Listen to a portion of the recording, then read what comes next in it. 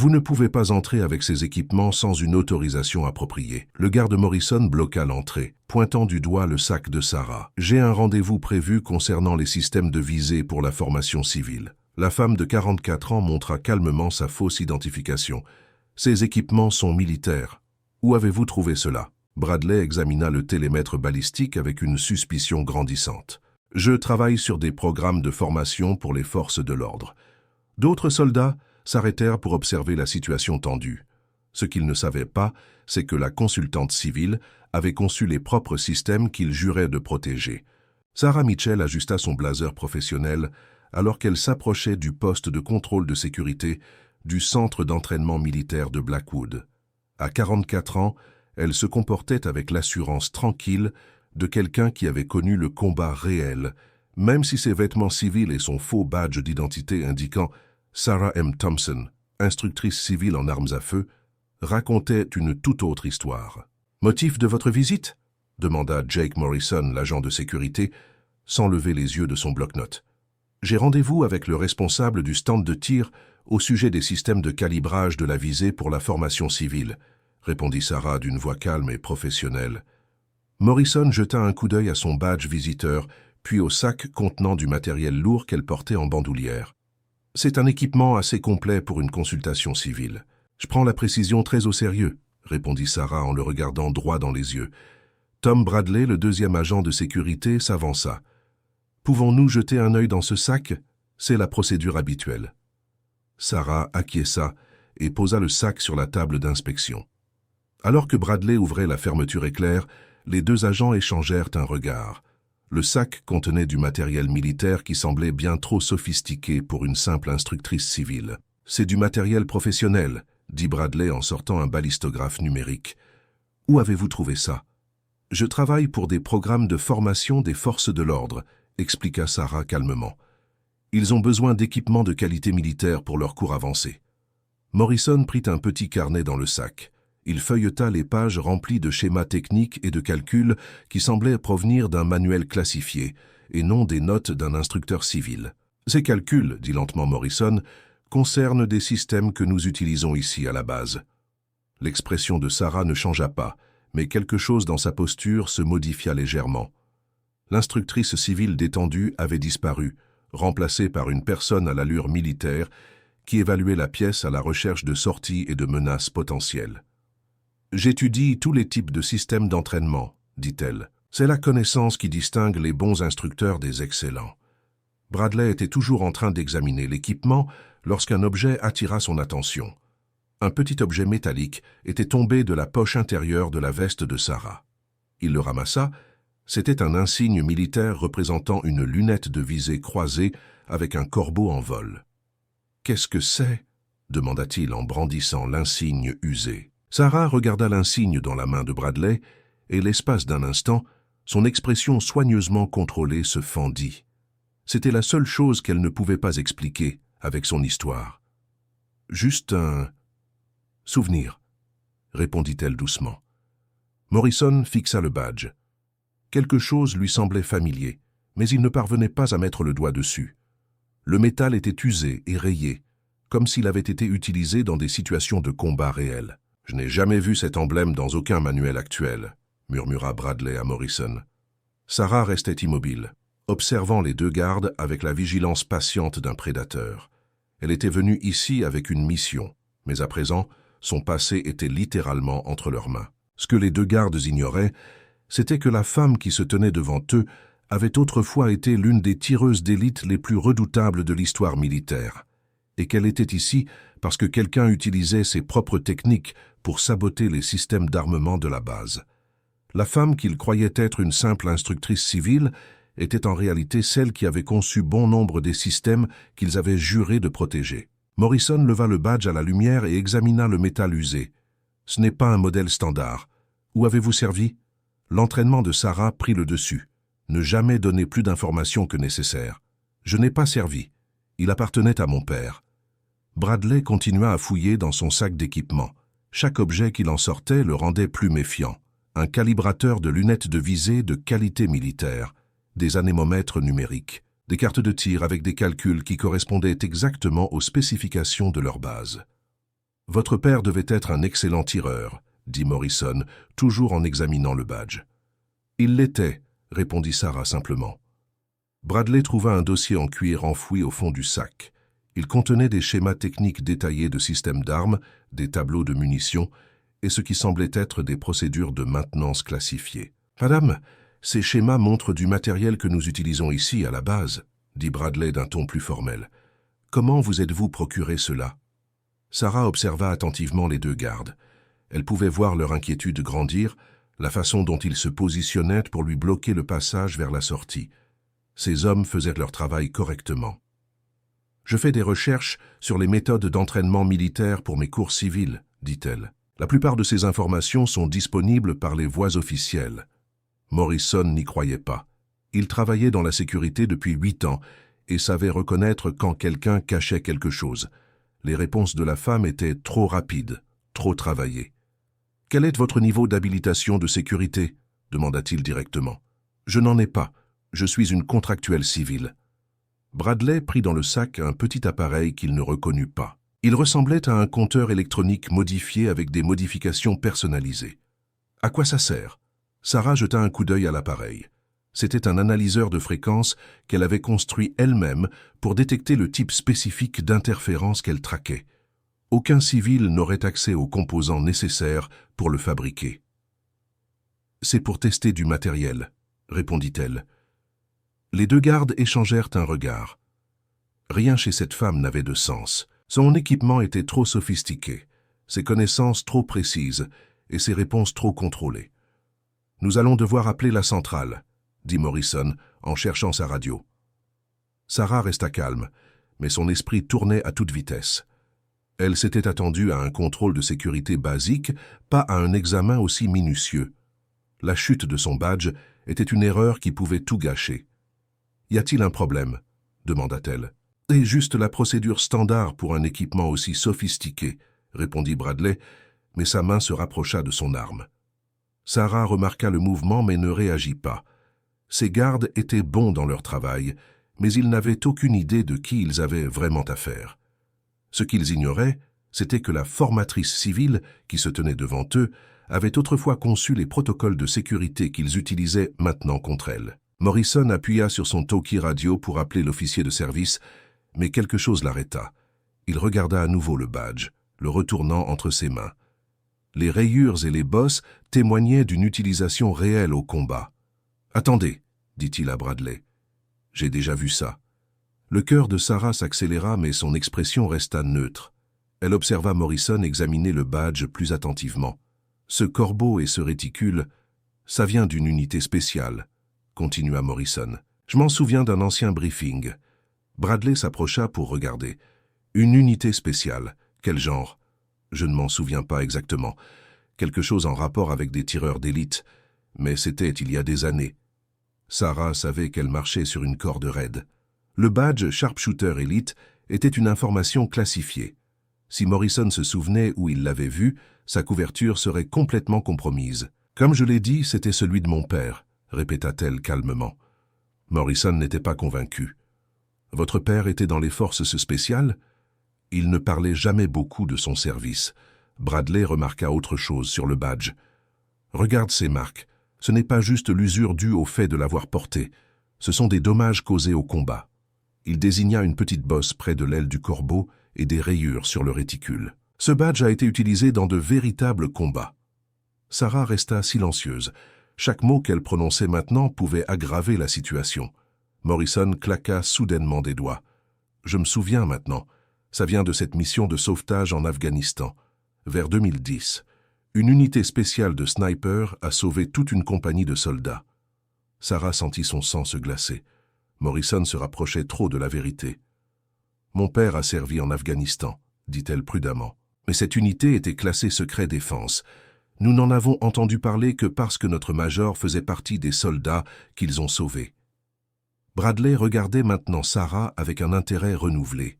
« Comment s'appelait votre père ?» Sarah réalisa qu'elle était piégée. Elle ne pouvait pas donner le vrai nom de son père, car il n'avait jamais servi dans l'armée.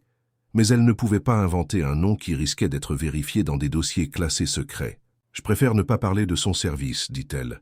C'est personnel. » Morrison assemblait les pièces du puzzle. Les soldats qui ont été sauvés ce jour-là, ils ont dit que les snipers étaient apparus de nulle part, comme des fantômes.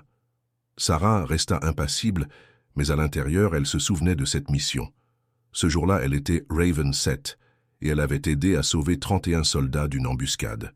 « C'est une histoire intéressante », dit-elle simplement. Ce que Morrison ne savait pas, c'est qu'il ne tenait pas simplement le badge de la fille d'un héros.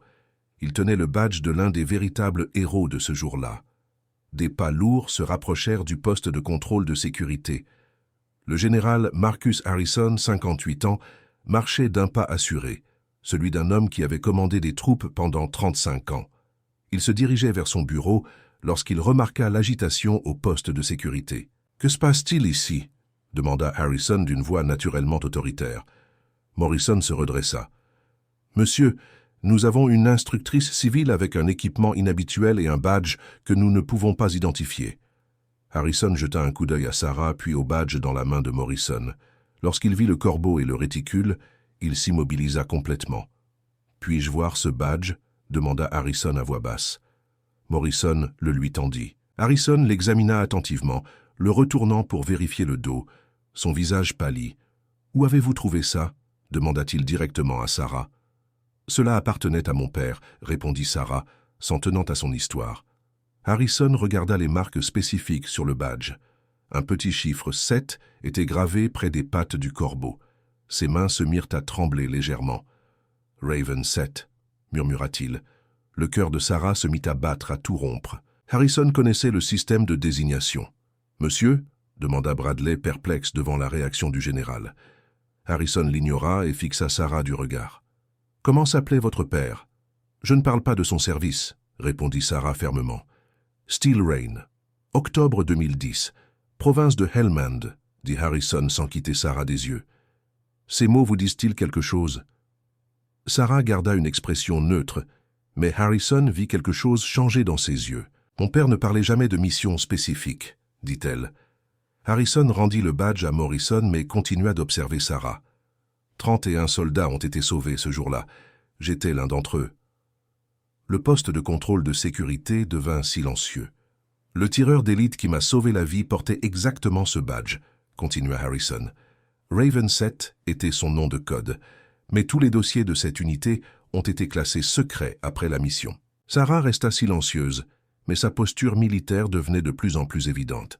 « Retirez-vous », ordonna Harrison au garde d'un ton ferme. « Cette femme est autorisée à entrer. » Morrison avait l'air perplexe. « Monsieur, nous n'avons pas fini de contrôler son équipement. »« Je vous ai dit de vous retirer, » répéta Harrison d'une voix ferme. « C'est un ordre. » Sarah ramassa calmement son sac d'équipement, mais Harrison s'approcha d'elle. « Mademoiselle Thompson, » dit-il doucement, « je pense que nous devons avoir une conversation en privé. » Sarah soutint son regard. Pour la première fois depuis son arrivée, elle laissa transparaître un soupçon de sa véritable identité. « Je pense que oui, général. » Le général Harrison conduisit Sarah dans une salle de briefing sécurisée et ferma la porte. Il activa un générateur de bruit blanc et vérifia que les systèmes d'enregistrement de la pièce étaient éteints. « Asseyez-vous, Raven 7, » dit-il sans détour. Sarah resta debout. « Je ne sais pas de quoi vous parlez. » Le 15 octobre 2010. Mon unité était bloquée par des tirs ennemis dans un canyon. Nous étions là depuis 6 heures, sans aucune issue. Puis soudain, les positions ennemies ont commencé à se taire les unes après les autres. Harrison s'approcha de la fenêtre tout en continuant à parler. Des tirs parfaits, à des distances impossibles. L'ennemi n'a jamais vu d'où venaient les tirs. Comme si des fantômes nous protégeaient. C'est une histoire intéressante, dit Sarah avec prudence. 3 snipers ont sauvé 31 soldats ce jour-là. La mission s'appelait Steel Rain. J'étais Major Harrison à l'époque, et je dois ma vie à votre unité. Sarah finit par s'asseoir. Pourquoi me racontez-vous cela? Parce qu'après la mission, l'unité Sharpshooter Elite a été officiellement dissoute. Tous les dossiers ont été classés secrets. Les soldats ont tout simplement disparu du système. Harrison se tourna vers elle. Mais je n'ai jamais oublié. J'ai suivi ce qui était arrivé à mon unité. Je sais que seuls 3 membres de l'unité Sharpshooter Elite ont survécu à la dernière mission en 2011. « Et ?» demanda Sarah. « 2 sont confirmés morts. Il n'en reste plus qu'un. » Sarah resta silencieuse. Les désignations des snipers étaient basées sur leur spécialité. Raven 7 était l'expert en système, celui qui a conçu les protocoles de ciblage que nous utilisons encore aujourd'hui. Harrison s'assit en face d'elle. « Je commande cette base depuis 2 ans. Je sais que tous les systèmes ici ont été développés à partir des protocoles du programme Sharpshooter Elite. »« Que voulez-vous de moi ?» demanda Sarah. « La vérité. Êtes-vous Sarah Mitchell, anciennement connue sous le nom de Raven 7 ?» Sarah regarda l'homme dont elle avait sauvé la vie 15 ans auparavant. Elle prit une décision. « Oui. » Harrison se cala dans son fauteuil. « Pourquoi êtes-vous ici? Pourquoi maintenant ?»« Parce que quelqu'un utilise les techniques du programme Sharpshooter Elite pour saboter vos systèmes d'armement. Les interférences que j'ai détectées correspondent à des méthodes que seules 3 personnes au monde connaissent. » 3 personnes. 2 sont mortes. Il ne reste plus que moi et une autre personne. Harrison sentit un frisson le parcourir. « Qui ?» Marcus Cole. Falcon 3, mon ancien partenaire. Sarah se leva. « Et si j'ai raison, il prépare quelque chose qui pourrait coûter la vie à des soldats. » Sarah ouvrit son ordinateur portable et montra à Harrison des tableaux et des graphiques détaillés. « Je surveille les systèmes militaires du monde entier depuis 15 ans. Ces interférences ont commencé à apparaître il y a 6 mois. » Harrison étudia les données. « Quel type d'interférence ?» Les systèmes de ciblage se dérèglent à des moments précis, toujours pendant les exercices de tir réels. Le timing n'est pas aléatoire. Sarah désigna une chronologie sur son écran. Regardez la progression. D'abord, des perturbations mineures qui pouvaient s'expliquer par des défaillances matérielles. Puis, progressivement, des problèmes plus graves. À quel point? Le mois dernier, 3 exercices d'entraînement ont dû être interrompus parce que les systèmes de ciblage ont complètement lâché. Ce n'est pas une défaillance matérielle, c'est du sabotage. Harrison se pencha en avant. Vous voulez dire que quelqu'un compromet délibérément nos systèmes d'armement? Pas quelqu'un. Marcus Cole. Sarah ouvrit un autre fichier. Voici les spécifications techniques du sabotage. Les méthodes sont trop précises, trop spécifiques. Seul quelqu'un ayant suivi l'entraînement Sharpshooter Elite pourrait faire cela. Mais pourquoi cibler cette base? Parce que cette base utilise la version la plus avancée des systèmes que nous avons développés. S'il parvient à compromettre ces systèmes, il peut compromettre n'importe quelle installation militaire. Harrison ressentit le poids de la situation. Quel est son but final? Je ne sais pas encore, mais le schéma suggère qu'il teste vos défenses. Il prépare quelque chose de plus grand. Sarah lui montra un plan de la base. Voici les endroits où des interférences ont été détectées. Elles forment un schéma autour de vos principales installations d'entraînement. Pourrait-il préparer une attaque? Peut-être. Ou il pourrait se préparer à vendre ces informations à des forces hostiles. Dans tous les cas, s'il réussit, des soldats mourront. Harrison se leva et se dirigea vers la fenêtre. Comment pouvons-nous l'arrêter? Tout d'abord, j'ai besoin d'accéder à vos systèmes. Je peux installer des contre-mesures, mais je dois travailler directement sur le matériel. C'est contraire au règlement. Vous n'avez pas l'autorisation. Sarah le regarda fixement. Général, j'ai conçu ces systèmes. Je les connais mieux que quiconque. Même ainsi, je ne peux pas vous donner accès. Alors des soldats mourront. Cole connaît ces systèmes aussi bien que moi. Vos mesures de sécurité actuelles ne l'arrêteront pas. Harrison resta silencieux pendant un long moment. De quoi avez-vous besoin? Une petite équipe, des personnes en qui vous avez entièrement confiance, et du temps pour travailler sans ingérence de la hiérarchie. Cela ne doit pas figurer dans les rapports officiels. D'accord, mais nous devons agir vite. Le schéma suggère qu'il prépare quelque chose pour le prochain exercice d'entraînement majeur. Harrison consulta son agenda. C'est dans 2 semaines. Nous avons donc 2 semaines pour sauver des vies. Harrison savait qu'il devait vérifier l'identité de Sarah avant de lui donner accès au système classifié. Il ne pouvait pas se contenter de la croire sur parole, même si elle lui avait sauvé la vie. « J'ai besoin de 48 heures pour confirmer votre identité, » dit-il à Sarah. « Je comprends, mais n'impliquez pas trop de monde. Moins il y en aura qui seront au courant, mieux ce sera. » Harrison acquiesça. « Je vais contacter le colonel David Chen. Il est spécialisé dans les dossiers militaires et peut accéder aux fichiers classifiés. » Sarah accepta et quitta la base. Harrison appela immédiatement Chen, un ami de confiance qui travaillait dans les archives militaires. « David, j'ai besoin que tu vérifies quelque chose pour moi, discrètement. » De quoi as-tu besoin? Des informations sur une unité appelée Sharpshooter Elite, plus précisément sur quelqu'un désigné sous le nom de Raven 7. Chen resta silencieux pendant un moment. Marcus, ce sont des informations hautement confidentielles. Pourquoi me demandes-tu cela? Je pense avoir trouvé l'un des survivants, mais je dois en être sûr. Donne-moi 2 jours, je vais devoir fouiller dans des dossiers classés. Pendant qu'ils attendaient, Harrison demanda à Sarah de rester dans un hôtel sécurisé à l'extérieur de la base. Il chargea 2 soldats de confiance de la surveiller, non pas comme des gardes, mais pour assurer sa protection. 2 jours plus tard, Chen rappela. « Marcus, tu ne vas pas croire ce que j'ai découvert. Dis-moi. » Raven 7 existait bel et bien. Sarah Mitchell, 44 ans, ancienne tireuse d'élite de l'armée. Elle a conçu les systèmes de ciblage utilisés par ta base. Harrison ressentit un mélange de soulagement et d'inquiétude. Quoi d'autre? L'unité a été dissoute en 2011 après l'échec d'une mission classée secrète. 3 membres ont survécu. 2 sont morts plus tard dans des incidents distincts. Et le 3e? Sarah Mitchell a disparu de tous les registres.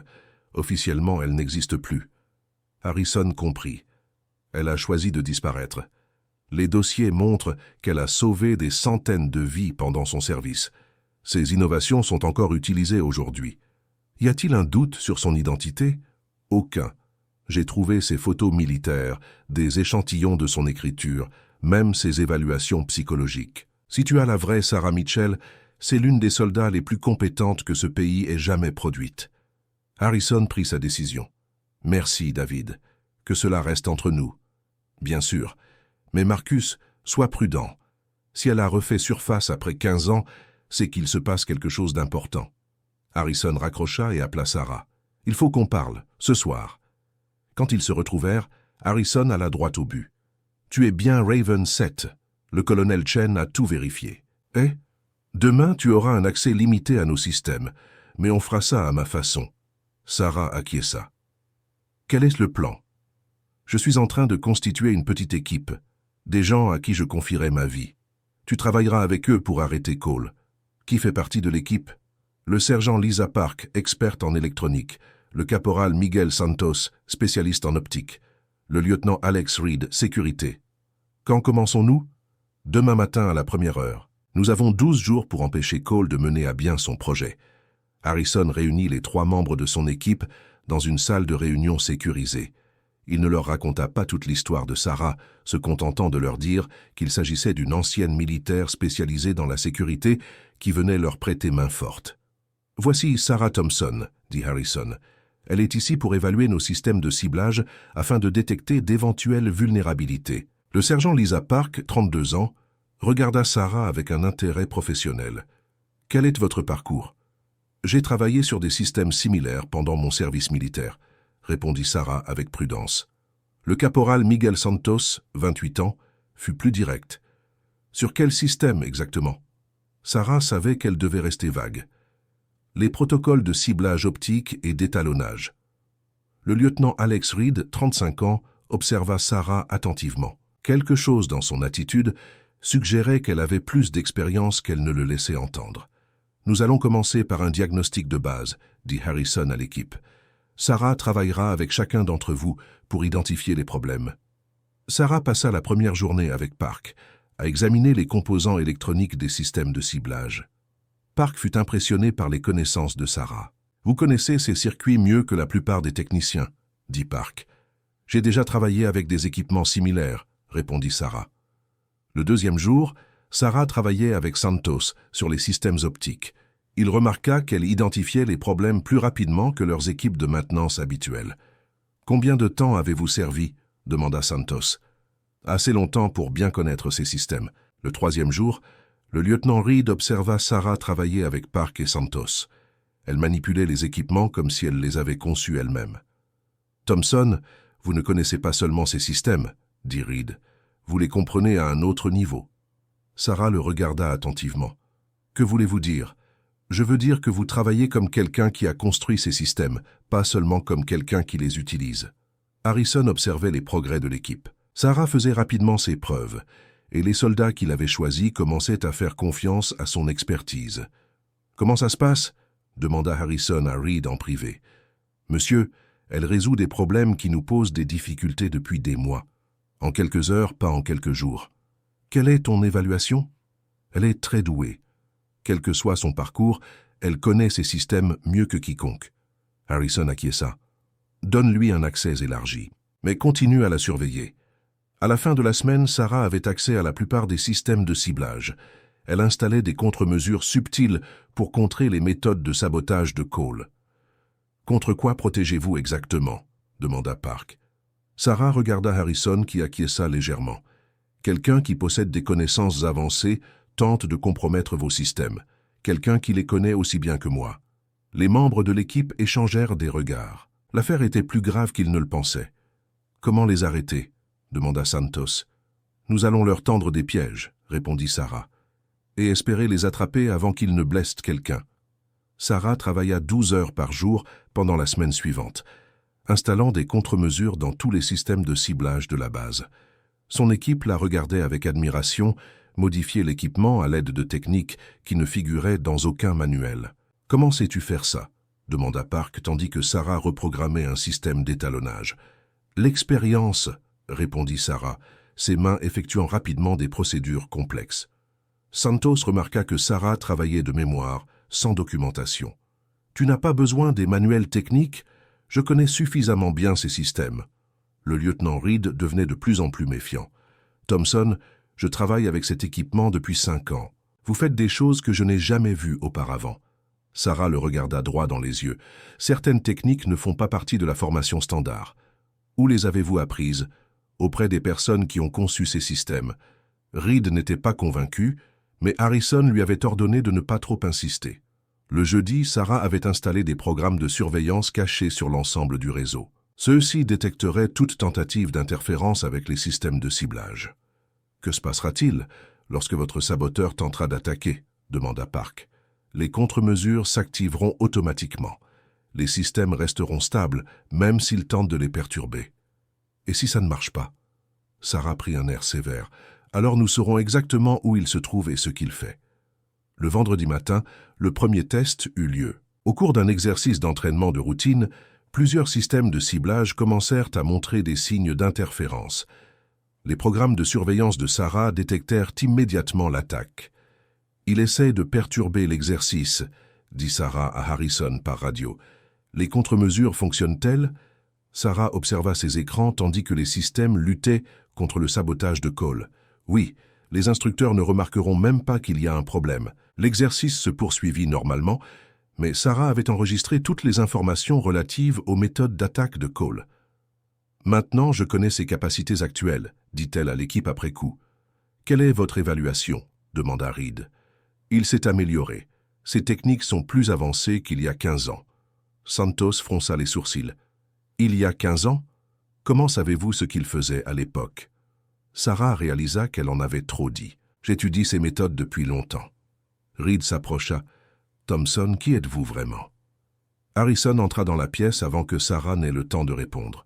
« Comment s'est passé le test ?»« Les contre-mesures ont parfaitement fonctionné, » rapporta Sarah.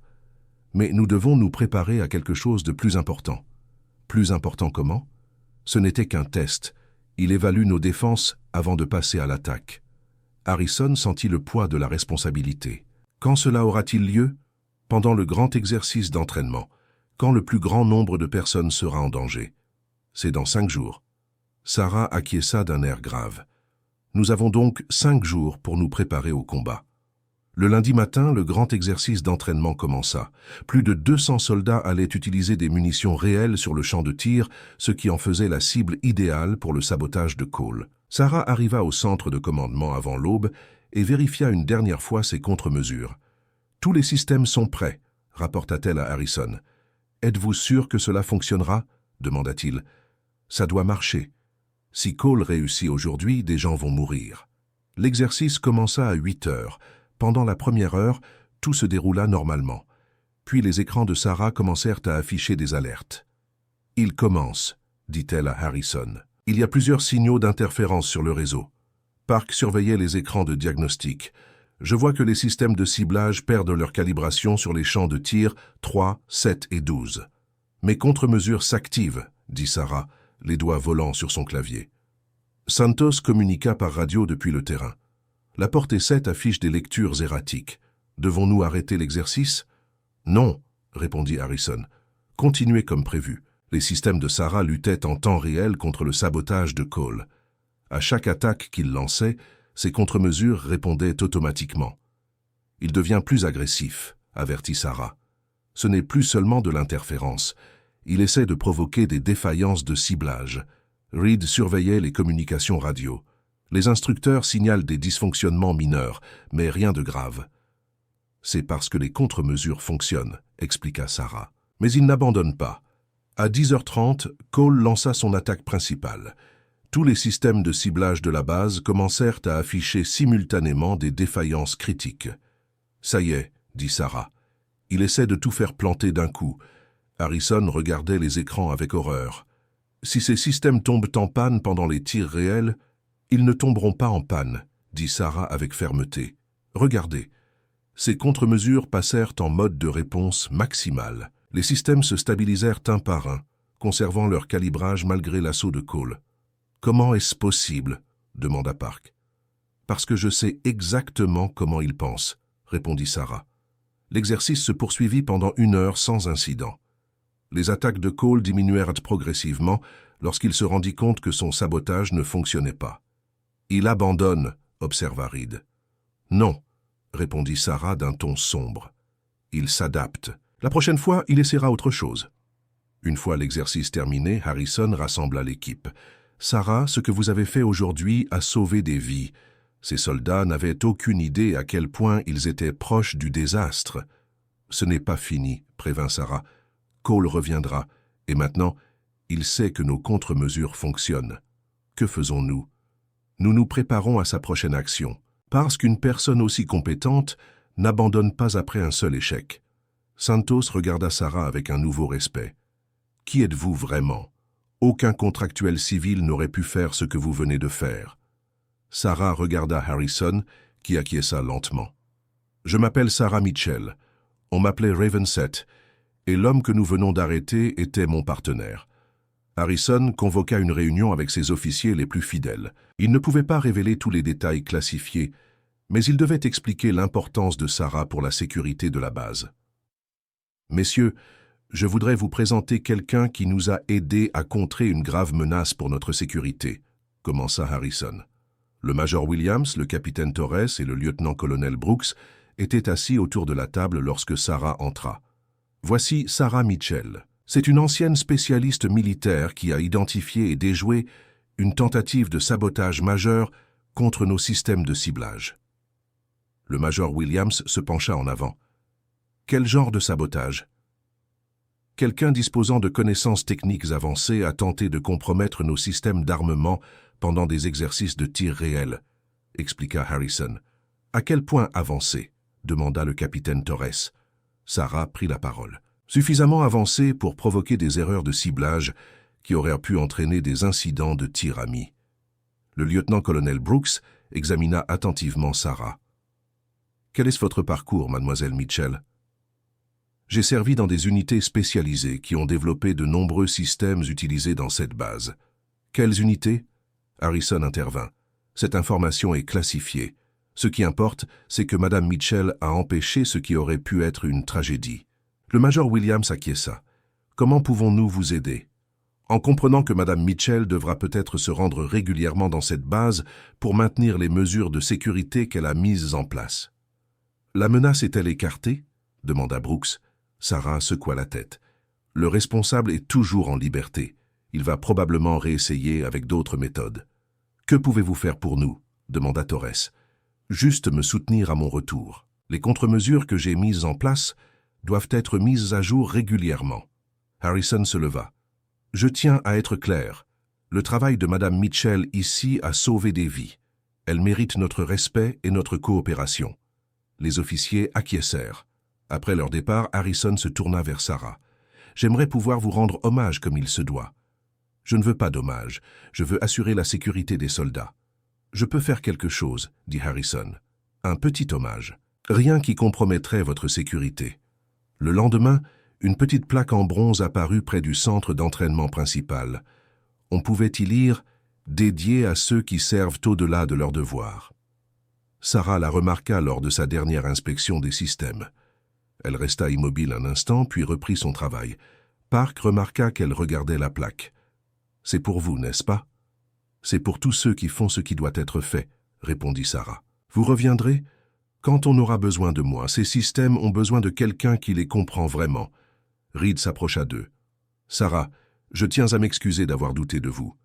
Vous faisiez votre travail, c'est ce que font les bons soldats. » Santos rejoignit le groupe. « Ce que vous avez fait pour nous, nous ne l'oublierons pas. » Sarah regarda les 3 soldats qui étaient devenus son équipe. « Prenez soin les uns des autres, et prenez soin de cette base. » Harrison l'accompagna jusqu'à la porte. « Ce n'est pas un adieu, n'est-ce pas ? » ?»« Non, je vous surveillerai, et si vous avez besoin de moi, je serai là. » Alors que Sarah s'éloignait, les gardes de sécurité Morrison et Bradley la regardèrent partir.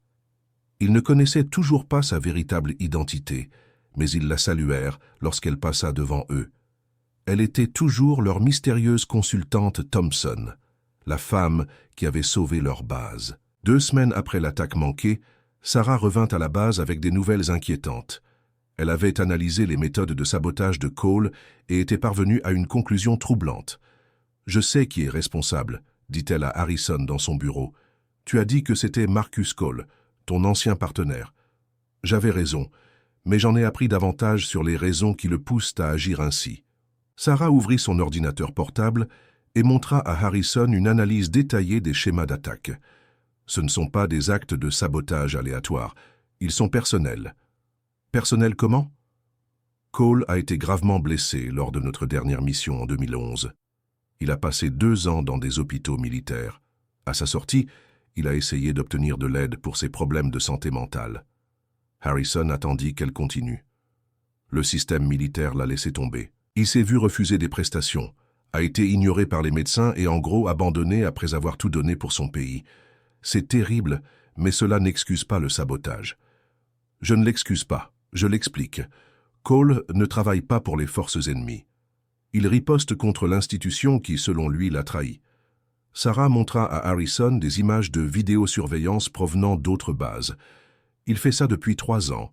Il cible toujours des centres d'entraînement, toujours pendant les exercices. Y a-t-il eu des blessés? Pas encore, mais il devient de plus en plus agressif et de plus en plus habile. Harrison examina les données. Quel est son but final? Je pense qu'il veut prouver que la sécurité militaire est faible, que les systèmes que nous avons développés peuvent être retournés contre l'armée elle-même. Pouvez-vous l'arrêter? Je peux protéger des bases individuelles, mais Cole connaît ces systèmes aussi bien que moi. Il continuera à s'adapter. Sarah afficha une carte montrant les attaques dans plusieurs États. Il ne cible pas seulement cette base, il frappe des installations dans tout le pays. Pourquoi ne m'avez-vous pas dit cela avant? Parce que j'espérais que l'arrêter ici suffirait, mais je réalise maintenant qu'il prépare quelque chose de plus grand. Harrison sentit le poids de la situation. Quel genre de projet? Je pense qu'il va essayer de compromettre plusieurs bases simultanément, créer une défaillance coordonnée qui fera la une des journaux nationaux. Quand? Bientôt. Le schéma suggère qu'il prépare un événement majeur. Sarah ferma son ordinateur portable. Il y a autre chose. J'ai suivi ses déplacements. Il séjourne dans des villes proches de bases militaires. Où est-il maintenant? À environ 80 km d'ici, dans une petite ville appelée Millfield. Harrison se leva. Nous devons alerter les autorités. Non, ça ne marchera pas. Cole a suivi un entraînement militaire et a l'expérience du combat. S'ils essaient de l'arrêter, il y aura des blessés. Alors, que suggères-tu? Sarah resta silencieuse pendant un moment. Je dois lui parler, face à face, essayer de toucher la personne qu'il était autrefois. C'est trop dangereux. Il a été mon partenaire pendant 3 ans. Si quelqu'un peut l'atteindre, c'est bien moi. Harrison secoua la tête. Je ne peux pas autoriser ça. Vous n'avez pas à le faire. C'est quelque chose que je dois faire en tant qu'ancienne partenaire, pas en tant que consultante. Sarah, cet homme est dangereux. Moi aussi. Mais je suis la seule à pouvoir l'arrêter sans violence. Harrison fit les 100 pas dans son bureau, pesant le pour et le contre. Je ne peux pas vous laisser aller seul affronter Cole. Alors que suggérez-vous? Demanda Sarah. Nous pourrions essayer de le faire arrêter discrètement, sans confrontation. Ça ne marchera pas. Cole a été entraîné à l'évasion. S'il se sent acculé, il pourrait commettre un acte désespéré. Harrison s'assit lourdement. Et s'il te fait du mal, il n'osera pas. Malgré tout, nous étions partenaires. Ce lien ne disparaît pas comme ça. Tu paries ta vie là-dessus. Sarah acquiesça. Je parie aussi la vie d'autres personnes. Si je ne peux pas le joindre, il continuera d'attaquer des bases jusqu'à ce que quelqu'un soit tué. Harrison pensa aux soldats sous son commandement. Que veux-tu que je fasse? Juste me soutenir. Laisse-moi d'abord essayer de régler ça à ma façon. Et si ça ne marche pas? Alors tu pourras appeler qui tu veux, mais donne-moi une chance de le sauver. Harrison prit sa décision. 48 heures. Si tu n'as pas résolu le problème d'ici là, j'appelle les autorités fédérales. KS est d'accord, mais je ne te laisserai pas partir seul. Une équipe restera en renfort à distance. Sarah accepta. Assure-toi qu'ils restent à distance, sauf si je leur demande de l'aide. Le lendemain matin, Sarah se rendit à Millfield. Elle avait retrouvé Cole dans un petit motel à la périphérie de la ville. Elle se gara de l'autre côté de la rue et appela sa chambre depuis une cabine téléphonique. « Marcus, c'est Sarah. » Il y eut un silence à l'autre bout du fil. « Je sais que tu es là, je sais ce que tu as fait. »« Sarah ?» Sa voix semblait plus âgée, fatiguée. « Comment m'as-tu trouvé ?»« J'ai suivi tes attaques. Il faut qu'on parle. »« Il n'y a rien à dire. »« Si, il y a quelque chose à dire. Je sais pourquoi tu fais ça, je sais ce qui s'est passé après 2011. » Un autre long silence. « Retrouve-moi au café de Main Street, dans 1 heure, » dit Cole. « Tu viendras ?»« Oui, mais Sarah, viens seule, je le ferai. » Sarah appela Harrison. « J'ai pris contact, on se retrouve dans 1 heure. »« Tu es sûr ?»« Non, mais c'est la bonne chose à faire. » Sarah attendit au café, se demandant si elle reconnaîtrait l'homme qui avait autrefois été son ami le plus proche et son partenaire le plus fidèle. Lorsque Cole entra, elle le reconnut à peine. Il était plus mince, plus âgé, avec des cheveux gris et des yeux fatigués. Mais ses mouvements trahissaient toujours son entraînement militaire. « Bonjour, Marcus. »« Bonjour, Raven 7. » Il s'assit en face d'elle, et pendant un moment, aucun des deux ne parla. « Tu as empêché mon attaque à Blackwood, » dit-il finalement. « Je devais le faire. Je sais. Tu as toujours été la plus responsable. » Sarah scruta son visage. « Pourquoi, Marcus? Pourquoi fais-tu cela? » « Parce qu'ils nous ont jetés. Tous. Nous avons tout donné, et ils ont simplement oublié que nous existions. Ils ne t'ont pas tous oublié. Ils étaient assez nombreux. » Sarah tendit la main vers lui. « Ça ne doit pas se passer comme ça. » Cole fixa sa tasse de café. « Ils nous avaient tout promis, Sarah. Des soins médicaux, du soutien, de la reconnaissance. Puis, quand nous avons eu besoin d'aide, ils ont dit que nous n'existions pas. Je sais.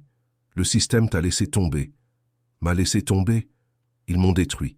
2 ans à l'hôpital, à me battre pour obtenir des soins de base, des formulaires, des refus, des bureaucrates qui n'ont jamais servi et qui me disaient que mes blessures n'étaient pas liées au service. » Sarah écouta sans l'interrompre.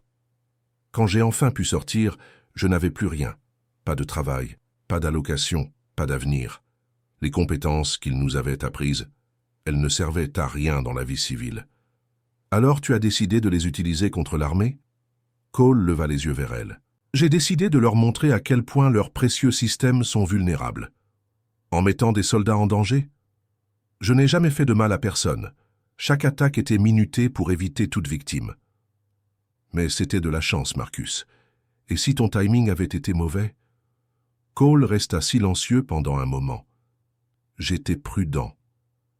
Tu étais en colère. Les gens en colère font des erreurs. » Sarah se pencha en avant. « J'observe tes attaques depuis des mois. Elles deviennent de plus en plus agressives. Tôt ou tard, quelqu'un va être blessé. C'est peut-être le prix à payer pour attirer leur attention. Marcus, écoute-toi parler. Tu parles de blesser des soldats innocents pour faire passer un message. Ils ne sont pas innocents. Ils font partie du système. Ce sont des enfants pour la plupart. Ils ont 18, 19 ans, comme nous à l'époque. » L'expression de Cole s'adoucit légèrement. « Nous étions différents. Non, nous étions pareils. Nous étions juste des soldats qui faisaient leur travail. » Sarah sortit son téléphone et lui montra des photos de la base. « Regarde ces visages. Ce sont les gens que tu as failli blesser. » Cole examina les photos. « Ils ont l'air si jeunes. Ils sont jeunes, et ils font confiance aux systèmes que tu essaies de détruire.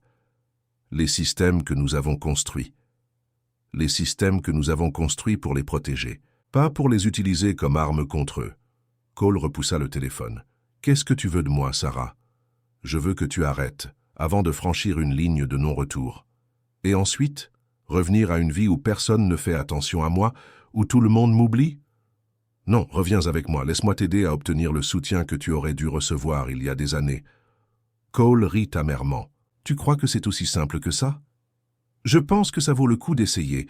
Le général Harrison est un homme bien. C'est l'un des soldats que nous avons sauvés en 2010. Harrison, je me souviens de lui. Il veut t'aider, mais d'abord tu dois mettre fin aux attaques. » Cole resta silencieux pendant un long moment. « Et si je n'y arrive pas? Et si la colère est tout ce qui me reste? Alors nous trouverons autre chose. Mais Marcus, tu dois me faire confiance. Comme j'ai fait confiance au système? Non, comme tu as fait confiance à Raven 7. » Cole la regarda longuement. « Ça m'a manqué d'avoir quelqu'un qui me comprenait. Je suis là maintenant. Laisse-moi t'aider. » Cole ferma les yeux. « Je suis fatigué, Sarah. Je suis tellement fatigué d'être en colère. Alors laisse tomber. Rentre à la maison. » « Rentrer chez moi?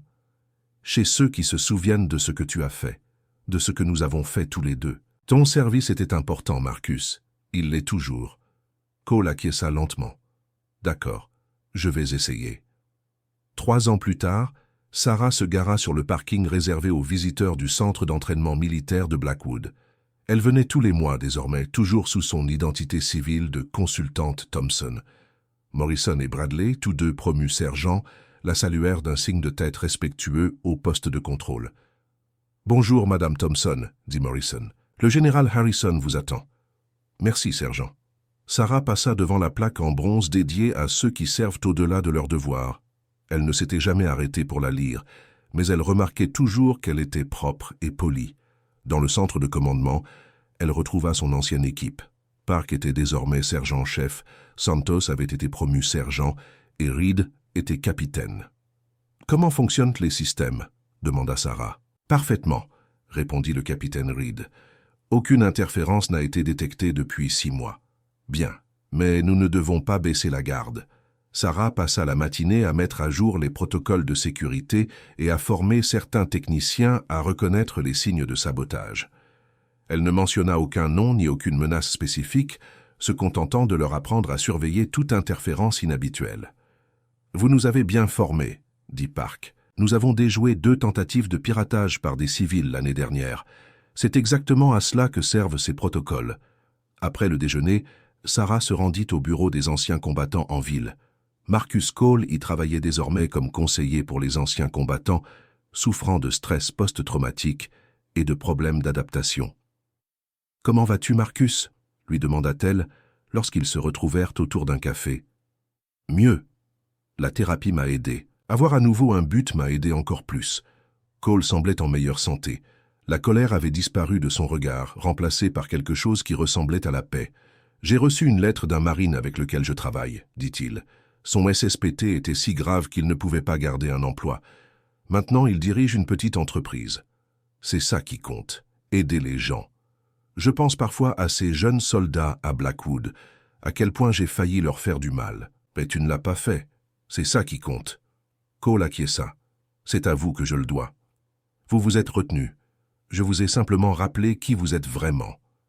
Ce soir-là, Sarah retourna à la base pour effectuer sa dernière vérification de la journée. Elle trouva le général Harrison dans son bureau, en train d'examiner les rapports d'entraînement. « Tout est en ordre ?» demanda-t-il. « Autant que possible. La prochaine génération de techniciens est bien formée. Vous continuerez à venir.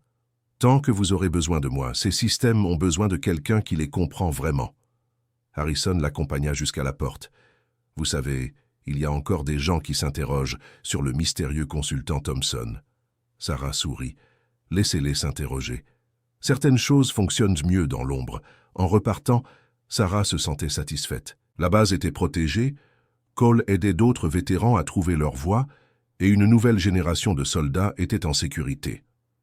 Elle avait retrouvé sa raison d'être, non pas en tant que Raven 7, la sniper d'élite, mais en tant que Sarah Mitchell, la gardienne qui veillait sur ceux qui servaient. Certains héros portèrent des uniformes, d'autres avaient des blocs-notes et travaillaient discrètement pour que le système continue de fonctionner. Les deux types étaient nécessaires. Sarah roula dans la nuit, sachant qu'elle reviendrait le mois prochain pour poursuivre sa veille silencieuse.